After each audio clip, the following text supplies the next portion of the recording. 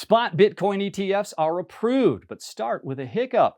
One stablecoin is going public, and Bitcoin lifts off toward the moon, only to get lost in space. These stories and more this week in crypto.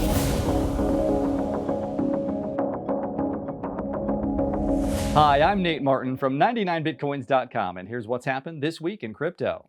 On Wednesday, the USDC finally approved 11 spot Bitcoin ETFs in a process that began in 2013 when the Winklevoss twins first sought approval.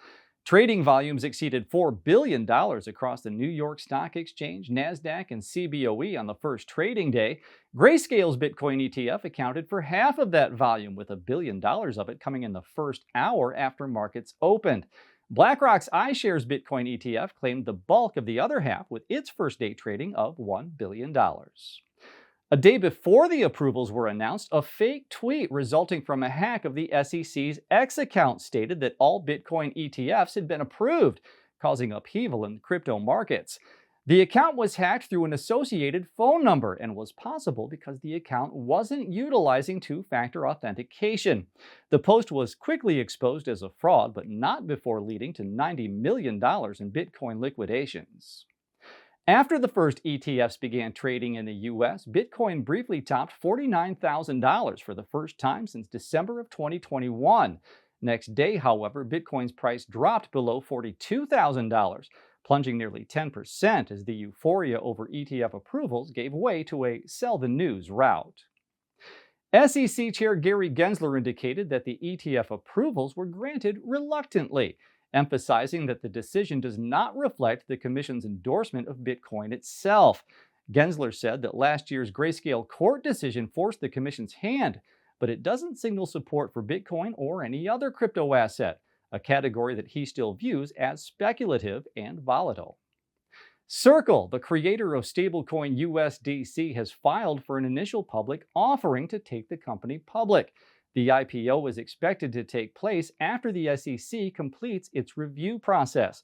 With a $25 billion market cap, USDC holds the spot as the second largest stablecoin after Tether, which boasts a market cap of $95 billion. In an Ask Me Anything session, Ethereum co-founder Vitalik Buterin recommended a modest 33% increase in the gas limit to boost network capacity and reduce user expenses. However, the proposal comes with some risks, as larger blocks may lead to increased energy consumption, raising the potential for chain splits and abandoned blocks. Social media platform X has discontinued its NFT profile picture service that allowed subscribers to use Ethereum-based NFTs as profile images. Previously known as Twitter, X embraced NFTs and Bitcoin tipping in September of 2021, expanding its NFT offerings by October of the following year with NFT tweet tiles.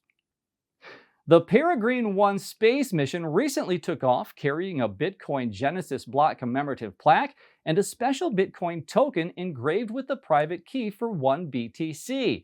The mission? To place those items on the surface of the moon as a symbol that Bitcoin highlights remarkable progress in terms of technological advancement.